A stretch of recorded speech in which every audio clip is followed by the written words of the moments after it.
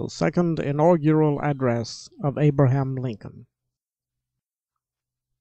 Fellow countrymen, at this second appearing to take the oath of the presidential office, there is less occasion for an extended address than there was at the first. Then a statement, somewhat in detail, of a course to be pursued seemed fitting and proper.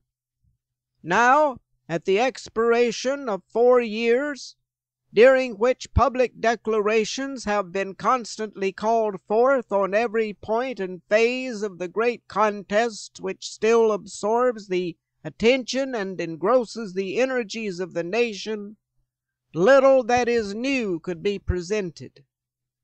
The progress of our arms, upon which all else chiefly depends, is as well known to the public as to myself, and it is, I trust, reasonably satisfactory and encouraging to all.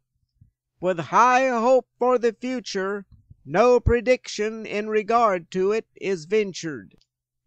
On the occasion corresponding to this 4 years ago, all thoughts were anxiously directed to an impending civil war.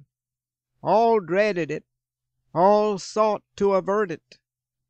While the inaugural address was being delivered from this place, devoted altogether to saving the Union without war, insurgent agents were in the city seeking to destroy it without war, seeking to dissolve the Union and divide effects by negotiation.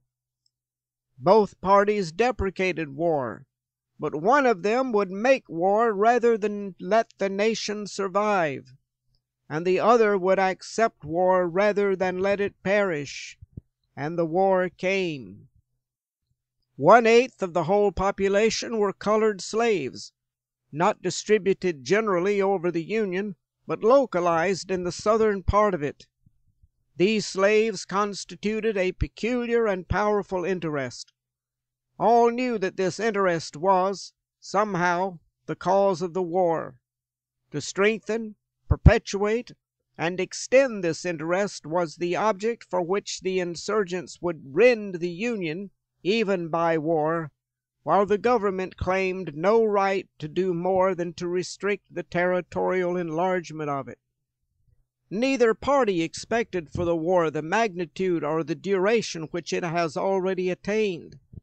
Neither anticipated that the cause of the conflict might cease with, or even before the conflict itself should cease. Each looked for an easier triumph, and a result less fundamental and astounding. Both read the same Bible and pray to the same God, and each invokes his aid against the other. It may seem strange that any men should dare to ask a just God's assistance in wringing their bread from the sweat of other men's faces. But let us judge not, that we be not judged. The prayers of both could not be answered. That of neither has been answered fully. The Almighty has his own purposes. Woe unto the world because of offenses, for it must needs be that offenses come, but woe to that man by whom the offense cometh. If we shall suppose that American slavery is one of those offenses which, in the providence of God, must needs come, but which, having continued through his appointed time, he now wills to remove, and that he gives to both North and South this terrible war, as the woe due to those by whom the offense came, shall we discern therein any departure from those divine attributes which the believers in a living God always ascribe to him? Fondly do we hope, fervently do we pray, that this mighty scourge of war may speedily pass away.